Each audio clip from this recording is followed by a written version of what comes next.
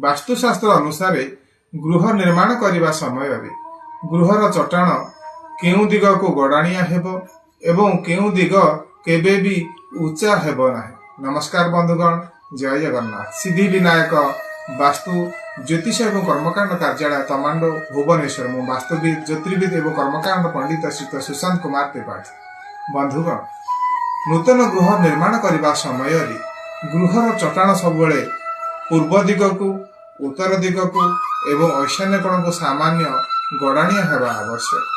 केबे भी आपण ईशान्य कोण उच्चा किंबा ओजनिया करंतु ना।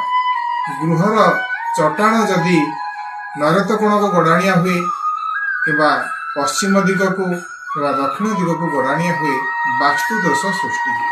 आपण गृहर प्लान टी जदि वास्तु अनुसार कले गृहर चट्टाण टी गुरुत्वपूर्ण। गृह